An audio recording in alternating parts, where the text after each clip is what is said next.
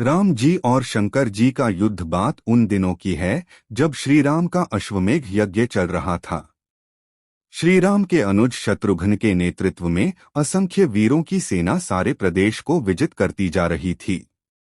यज्ञ का अश्व प्रदेश प्रदेश जा रहा था। इस क्रम में कई राजाओं के द्वारा यज्ञ का घोड़ा पकड़ा गया, लेकिन अयोध्या की सेना के आगे उन्हें झुकना पड़ा। शत्रुघ्न के अलावा सेना में हनुमान, सुग्रीव और भरत पुत्र पुष्कल सहित कई महारथी उपस्थित थे, जिन्हें जीतना देवताओं के लिए भी संभव नहीं था। कई जगह भ्रमण करने के बाद यज्ञ का घोड़ा देवपुर पहुंचा, जहां राजा वीरमणि का राज्य था। राजा वीरमणि अति धर्मनिष्ठ तथा श्रीराम एवं महादेव के अनन्य भक्त थे। उनके दो पुत्र रुक्मांगद और शुभंगद वीरों में श्रेष्ठ थे। राजा वीरमणि के भाई वीरसिंह भी एक महारथी थे। राजा वीरमणि ने भगवान शंकर की तपस्या कर उन्हें प्रसन्न किया था और महादेव ने उन्हें उनकी और उनके पूरे राज्य की रक्षा का वरदान दिया था। महादेव के द्वारा रक्षित होने के कारण कोई भी उनके राज्य पर आक्रमण करने का साहस नहीं करता था। जब अश्व उनके राज्य में पहुंचा तो राजा वीरमणि के पुत्र रुक्मांगद ने उसे बंदी बना लिया और अयोध्या के सैनिकों से कहा कि यज्ञ का घोड़ा उनके पास है, इसलिए वे जाकर शत्रुघ्न से कहें कि विधिवत युद्ध कर वो अपना अश्व छुड़ा लें। जब रुक्मांगद ने ये सूचना अपने पिता को दी तो वो बड़े चिंतित हुए और अपने पुत्र से कहा कि अनजाने में तुमने श्रीराम के यज्ञ का घोड़ा पकड़ लिया है। श्रीराम हमारे मित्र हैं और उनसे शत्रुता करने का कोई औचित्य नहीं है, इसलिए तुम यज्ञ का घोड़ा वापस लौटा आओ। इस पर रुक्मांगद ने कहा कि हे पिताश्री, मैंने तो उन्हें युद्ध की चुनौती भी दे दी है, अतः अब उन्हें बिना युद्ध के अश्व लौटना हमारा और उनका दोनों का अपमान होगा। अब तो जो हो गया है उसे बदला नहीं जा सकता, इसलिए आप मुझे युद्ध की आज्ञा दें। पुत्र की बात सुनकर वीरमणि ने उसे सेना सुसज्जित करने की आज्ञा दे दी। राजा वीरमणि अपने भाई वीरसिंह और अपने दोनों पुत्र रुक्मांगद और शुभांगद के साथ विशाल सेना लेकर युद्ध क्षेत्र में आ गए। इधर जब शत्रुघ्न को सूचना मिली कि उनके यज्ञ का घोड़ा बंदी बना लिया गया है तो वो बहुत क्रोधित हुए एवं अपनी पूरी सेना के साथ युद्ध के लिए युद्ध क्षेत्र में आ गए। उन्होंने पूछा कि उनकी सेना से कौन अश्व को छुड़ाएगा, तो भरत पुत्र पुष्कल ने कहा कि तातश्री, आप चिंता न करें। आपके आशीर्वाद और श्रीराम के प्रताप से मैं आज ही इन सभी योद्धाओं को मारकर अश्व को मुक्त करता हूँ। वे दोनों इस प्रकार बात कर रहे थे कि पवनसुत हनुमान ने कहा कि राजा वीरमणि के राज्य पर आक्रमण करना स्वयं परमपिता ब्रह्मा के लिए भी कठिन है, क्योंकि ये नगरी महाकाल द्वारा रक्षित है। अतः उचित यही होगा कि पहले हमें बातचीत द्वारा राजा वीरमणि को समझाना चाहिए और अगर हम न समझा पाए तो हमें श्रीराम को सूचित करना चाहिए। राजा वीरमणि श्रीराम का बहुत आदर करते हैं, इसलिए वे उनकी बात नहीं टाल पाएंगे। हनुमान की बात सुनकर श्री शत्रुघ्न बोले कि हमारे रहते अगर श्रीराम को युद्ध भूमि में आना पड़े, ये हमारे लिए अत्यंत लज्जा की बात है। अब जो भी हो हमें युद्ध तो करना ही पड़ेगा। ये कहकर वे सेना सहित युद्ध भूमि में पहुंच गए। भयानक युद्ध छिड़ गया। भरत पुत्र पुष्कल सीधा जाकर राजा वीरमणि से भिड़ गया। दोनों अतुलनीय वीर थे। वे दोनों तरह तरह के शस्त्रों का प्रयोग करते हुए युद्ध करने लगे। हनुमान राजा वीरमणि के भाई महापराक्रमी वीरसिंह से युद्ध करने लगे। रुक्मांगद और शुभांगद ने शत्रुघ्न पर धावा बोल दिया। पुष्कल और वीरमणि में बड़ा घमासान युद्ध हुआ। अंत में पुष्कल ने वीरमणि पर 8 नाराज बाणों से वार किया। इस वार को राजा वीरमणि सह नहीं पाए और मूर्छित होकर अपने रथ पर गिर पड़े। वीरसिंह ने हनुमान पर कई अस्त्रों का प्रयोग किया पर उन्हें कोई हानि न पहुंचा सके।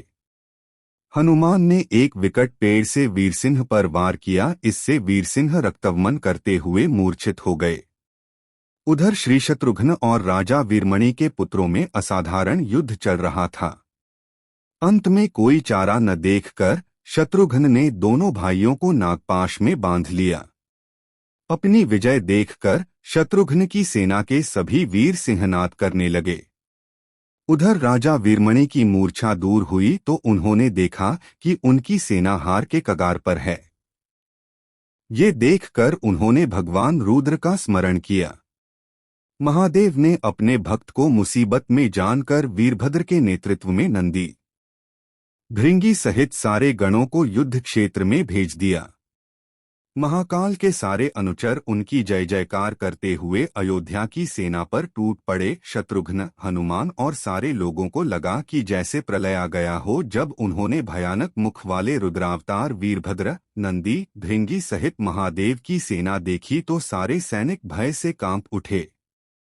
शत्रुघ्न ने हनुमान से कहा कि जिस वीरभद्र ने बात ही बात में दक्ष प्रजापति का मस्तक काट डाला था और जो तेज और समता में स्वयं महाकाल के समान है, उसे युद्ध में कैसे हराया जा सकता है।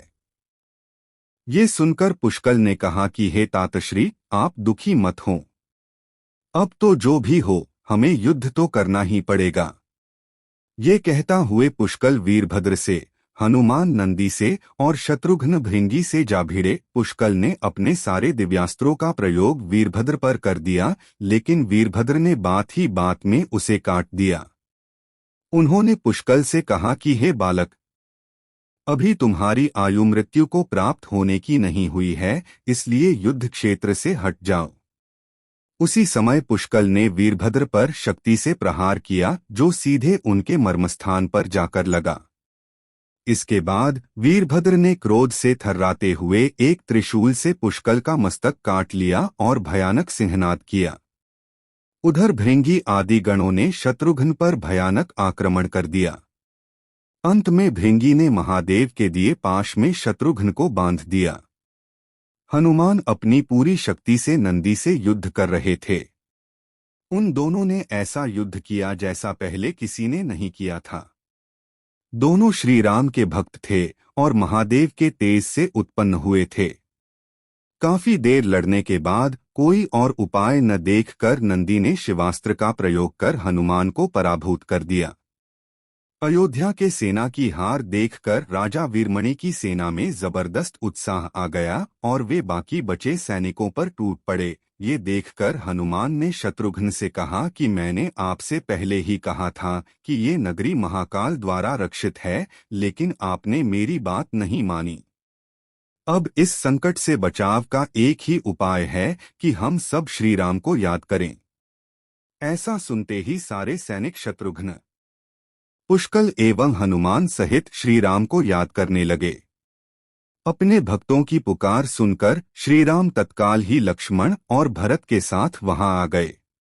अपने प्रभु को आया देख सभी हर्षित हो गए एवं सबको ये विश्वास हो गया कि अब हमारी विजय निश्चित है। श्रीराम के आने पर जैसे पूरी सेना में प्राण का संचार हो गया। श्रीराम ने सबसे पहले शत्रुघ्न को मुक्त कराया और उधर लक्ष्मण ने हनुमान को मुक्त करा दिया। जब श्रीराम, लक्ष्मण और भरत ने देखा कि पुष्कल मृत्यु को प्राप्त हो चुके हैं तो उन्हें बड़ा दुहक हुआ। भरत तो शोक में मूर्छित हो गए।